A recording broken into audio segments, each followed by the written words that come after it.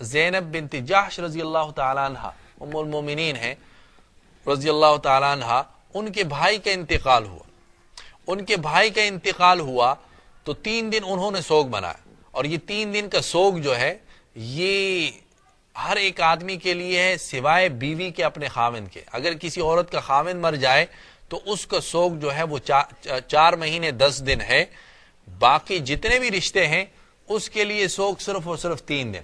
تو حضرت زینب رضی اللہ تعالیٰ عنہ کا بھائی فوت ہوا تو حضرت زینب نے 3 دن اس کے اوپر سوگ منایا، اور چوتھے دن جو ہے انہوں نے اپنے چہرے کے اوپر انہوں نے خوشبو منگوائی اور اپنے چہرے کے اوپر خوشبو لگائی، جس کو ہم یوں کہہ سکتے ہیں کہ انہوں نے سرخی پاؤڈر جو ہے وہ لگا دیا اور میک اپ کر دیا۔ آج کل کے اصطلاح میں ہم اس کو یوں بھی کہہ سکتے ہیں، انہوں نے خوشبو لگائی اس بات کو ظاہر کرنے کے لیے تاکہ حضور صلی اللہ علیہ وسلم کے حکم پر عمل ہو جائے۔ آپ صلی اللہ علیہ وسلم نے فرمایا کہ 3 دن تک جو ہے وہ سوگ ہے اور تعزیت ہے، چوتھے دن نہیں ہے۔ تو اس حدیث کے اوپر عمل کرنے کے لیے انہوں نے چوتھے دن جو ہے وہ خوشبو لگا لی، اور خوشبو لگا کر یہ ثابت کر دیا کہ میرا جو سوگ تھا وہ ختم ہو گیا، میرا جو بھائی کا سوگ تھا وہ دن ختم ہو گئے، اور حضور صلی اللہ علیہ وسلم کے قول کے مطابق اب چوتھے دن جو ہے وہ میں اس کی تعزیت اور سوگ نہیں منا رہی۔ انہوں نے لہٰذا خوشبو لگا دی۔ خوشبو لگانا یہ مردوں کے لیے بھی ہے، اور عورتیں بھی ہلکی قسم کی خوشبو جو ہے وہ استعمال کر سکتی ہیں۔ حضور صلی اللہ علیہ وسلم نے ارشاد فرمایا کہ مرد کے لیے وہ خوشبو بہتر ہے کہ جس کا اثر جو ہے وہ ظاہر ہوتا ہو، رنگ جو ہے وہ ظاہر نہ ہو، رنگ ظاہر نہ ہو، اثر اس کا ظاہر ہو، یعنی خوشبو محسوس تو ہو، نظر نہ آئے انسان کے بدن پر، مرد کے بدن پر۔ اور عورت کے لیے وہ خوشبو بہتر ہے کہ جس کا رنگ، جس کا اثر جو ہے وہ اس کے بدن پر نظر آئے لیکن وہ محسوس نہ ہو، کم محسوس ہو۔ تو ایسی خوشبو جو ہے وہ عورت کے لیے جائز۔ جیسے مہندی لگاتے ہیں، مہندی کے اندر رنگ تو ہے لیکن اس کی بو نہیں ہے، خوشبو نہیں ہے۔ اور باقی سینٹ ویٹ خوشبو جو ہے وہ مرد کے لیے جائز ہے، یا کوئی اس قسم کی ہلکی خوشبو استعمال کر سکتی ہیں جس کی مہک بہت دور تک نہ جاتی ہو، پتہ چل جائے کہ کوئی خاتون جو ہے وہ یہاں سے گزری ہے، تو اس قسم کی خوشبو سینٹ وغیرہ یہ جائز نہیں ہے۔ لیکن اگر گھر کے اندر کچھ استعمال کرتی ہیں اور جس کا اثر بہت دور تک نہیں جاتا تو شریعت اس کی اجازت دیتی ہے۔ اور اس سے یہ بھی معلوم ہوا کہ میک اپ بھی کر سکتی ہیں شریعت کے دائرے کے اندر۔ ایسی چیز کے استعمال کرنا جو پانی کو جسم تک، چمڑے تک پہنچنے کے لیے مانع ہو، اس کا استعمال کرنا حرام ہے۔ مثلا نیل پالش ہے، اگر اس کے اوپر بجائے نیل پالش کے کوئی اور ایسی چیز کے ساتھ اپنے نیلز کو، ناخن کو رنگ دیں کہ جو پانی کو نہیں روکتا ناخن تک پہنچنے سے، تو پھر تو جائز ہے، کوئی حرج نہیں ہے۔ لیکن اگر کوئی ایسی چیز جو چمڑا بن جاتا ہے، سکن ہو جاتا ہے اور پانی کو واٹر پروف ہوتا ہے، تو ایسی چیز کا استعمال کرنا منع ہے، اس لیے کہ اس سے پھر نہ وضو ہوتا ہے نہ غسل ہوتا، تو اس لیے ایسی چیزوں سے منع کر دیا گیا۔ اسی طرح کا واقعہ حضرت ام حبیبہ رضی اللہ تعالیٰ عنہ کے ساتھ بھی آیا۔ ام حبیبہ رضی اللہ تعالیٰ عنہ، ان کے والد صاحب کا انتقال ہوا، 3 دن انہوں نے سوگ منایا، اور چوتھے دن جو ہے انہوں نے اعلان کر دیا کہ میرے سوگ کے دن ختم ہو۔ کیوں؟ اس لیے کہ حضور صلی اللہ علیہ وسلم نے فرمایا۔ آپ صلی اللہ علیہ وسلم کی حدیث پر اور قول پر عمل کرتے ہوئے انہوں نے فوراً جو ہے وہ سوگ ختم کر دی۔ اب بہت ساری ایسی چیزیں ہوتی ہیں شریعت کی جو بظاہر ہمیں اس کے اوپر عمل کرنا بڑا گراں گزرتا ہے، مشکل لگتا ہے، لیکن جو لوگ حضور صلی اللہ علیہ وسلم کی محبت اور آپ کی عظمت دونوں چیزیں دل میں رکھتا ہو، تو یہ 2 چیزیں ایسی ہیں، محبت بھی ہو اور عظمت بھی ہو، کہ یہ انسان کے لیے اطاعت کو آسان کر دیتے۔ پھر آدمی بہت ایزی اور آسانی کے ساتھ شریعت کو اور سنت نبی صلی اللہ علیہ وسلم کو فالو کرتا ہے، پھر اس کو اس کے اندر کوئی مشقت اور تکلیف برداشت نہیں ہوتی جب یہ 2 چیزیں انسان کے دل میں پیش آئے۔ تو بہرحال یہ ایسی ہم نے شریعت کو خود اپنے لیے مشکل بنایا، شریعت کے اندر کوئی مشکل نہیں، بہت آسان مذہب ہے، ہماری زندگی کو 2 چیزیں دیتا ہے، آسانی اور خوبصورتی، دونوں چیزیں ملتی ہیں شریعت کے اوپر عمل کرنے سے۔ زندگی آسان بھی ہوتی ہے، خوبصورت بھی ہوتی ہے، اگر ہم قرآن و حدیث کے اوپر عمل کر لیں اور حضور صلی اللہ علیہ وسلم کے احادیث کے اوپر عمل کر لیں۔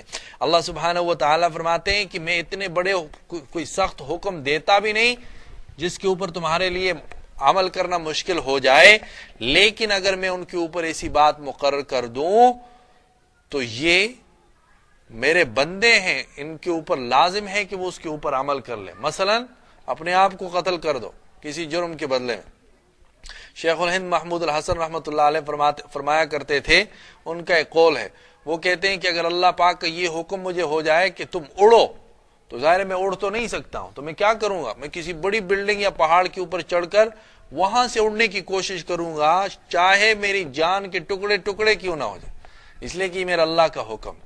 اللہ کا حکم ہے تو نہیں، اگر ہو جائے تو ہم اس کے لیے تیار ہوں، ہمارے اندر یہ جذبہ اور نیت ہو، اور ہمارے دل کے اندر یہ جذبہ موجود ہونا چاہیے کہ اللہ کا جو حکم بھی ہے وہ من و عن ہم تسلیم کریں گے، اس کے اندر ہم کوئی حجت بازی نہیں کریں گے، کوئی ہیلہ بازی نہیں کریں گے، اور اپنے آپ کو اس سے بچانے کی کوشش نہیں کریں گے۔ اللہ سبحانہ و تعالیٰ فرماتے ہیں وَلَوْ أَنَّهُمْ فَعَلُوا، اگر وہ اللہ کے حکموں پر عمل کرتے، ما یوعظون بہ، جن کی ان کو نصیحت اور تاکید کی گئی، لکان خیر اللہم، تو یہ ان کے لیے بہتر ہوتا، واشد تثبیتا، اور زیادہ پختہ عمل کرنے والی بات ہوتی، زیادہ پختہ عمل کرنے والی۔ وَإِذًا لَآتَيْنَاهُم مِّن لَّدُنَّا أَجْرًا عَظِيمًا، اور اس وقت ان کو ہم اپنے پاس سے ضرور اجر عطا فرماتے، ایک بڑا عظیم اجر اللہ سبحانہ و تعالیٰ ان کو دیتے۔ وَلَهَدَيْنَاهُمْ صِرَاطًا مُسْتَقِيمًا، اور صراط مستقیم کی ہدایت بھی ملتی۔ آپ نے دیکھا اللہ اور اس کے رسول کے حکم پر عمل کرنے سے کیا فائدے ملتے ہیں؟ پہلی بات تو یہ اللہ فرماتے ہیں خیر اللہم، کہ وہ تمہارے لیے بہتر ہوگا، مثلا تمہاری زندگی اچھی ہو جائے گی، آسان ہو جائے گی۔ واشد تثبیتا، ثابت قدمی اللہ سبحانہ و تعالیٰ دے دیں گے، استقامت اس کے اوپر دے دیں گے، اور اللہ سبحانہ و تعالیٰ اخروی اجر بھی دے دیں گے، آخرت کے اندر بھی اللہ فرماتے ہیں بہت بڑا اجر ملے گا۔ یہ فائدے کس پہ مل رہے ہیں؟ اللہ کے حکم کو ماننے پر، حضور صلی اللہ علیہ وسلم کے حکم پر عمل کرنے پر۔ وَلَهَدَيْنَاهُمْ صِرَاطًا مُسْتَقِيمًا، اور فرمایا کہ اس دنیا کی زندگی میں صراط مستقیم اللہ سبحانہ و تعالی ان کو عطا کریں گے، اس کی ہدایت دے دیں گے۔ کس آدمی کو؟ جو اللہ اور اس کے رسول صلی اللہ علیہ وسلم کی اطاعت کرتا ہے، جو اللہ کی بندگی کرتا ہے، اس کے حکم پر عمل کرتا ہے۔ اور پھر اس کے ساتھ ایک فائدہ اور بھی جو دوسری آیت میں اللہ نے فرمایا، وَمَن يُطِعِ اللَّهَ وَالرَّسُولَ، اور جس آدمی نے بھی، مرد ہو یا عورت ہو، اللہ اور اس کے رسول صلی اللہ علیہ وسلم کی اطاعت کی، فَأُولَئِكَ مَعَ الَّذِينَ أَنْعَمَ اللَّهُ، تو یہ ان لوگوں کے ساتھ ہوں گے قیامت کے دن جن پر اللہ نے احسان کیا، من النبیین، علیہم من النبیین والصدیقین، اور وہ کون لوگ ہیں؟ وہ انبیاء ہیں، صدیقین ہیں، والصالحین، اور صالحین ہیں، شہداء ہیں، وحسن اولئک رفیقا، اور یہ کتنے اچھے دوست، کتنے اچھے دوست۔ ہر آدمی اس کے دوست سے پہچانا جاتا ہے۔ ارے قیامت کے دن جس آدمی کا دوست پیغمبر ہوا، جس آدمی کا دوست جو ہے وہ شہید ہوا، جس آدمی کا دوست جو ہے وہ کوئی نیک اللہ کا ولی ہوا، تو پھر اس کی مغفرت میں کون سا شک؟ کوئی شک بھی نہیں ہے، اللہ اس کی مغفرت فرما دیں گے۔ تو اللہ سبحانہ و تعالیٰ نے فرمایا وَحَسُنَ أُولَئِكَ رَفِيقًا، اور یہ بہت ہی اچھے دوست ہیں۔ ذَلِكَ الْفَضْلُ مِنَ اللَّهِ، اور یہ فضل ہے اللہ سبحانہ و تعالیٰ کی طرف سے۔ وَكَفَى بِاللَّهِ عَلِيمًا، اور اللہ کافی ہے جاننے والا کہ کون اللہ کے حکم پر عمل کرتا ہے، کون اللہ سبحانہ و تعالیٰ کے حکم کو مانتا ہے، اور کون اپنے دل سے خوشی سے اس کے اوپر عمل کرنے کے لیے تیار ہوتا ہے، اور کون مجبور ہو کر اور تنگی کے ساتھ اللہ کے حکم پر عمل کرتا ہے۔ اللہ سبحانہ و تعالیٰ ان ساری باتوں کو جانتے ہیں۔ اللہ سبحانہ و تعالیٰ ہمیں حضور صلی اللہ علیہ وسلم کی فرما برداری اور اطاعت کرنے کی توفیق نصیب فرمائے۔ اللہ ہم سے وہی کام لے جس کا ہمارے پیغمبر صلی اللہ علیہ وسلم نے کرنے کو حکم دیا۔ اللہ ہمیں اس کام سے بچائے اور محفوظ رکھے جس سے حضور صلی اللہ علیہ وسلم نے منع فرمایا۔ وآخر دعوانا الحمد للہ رب العالمین۔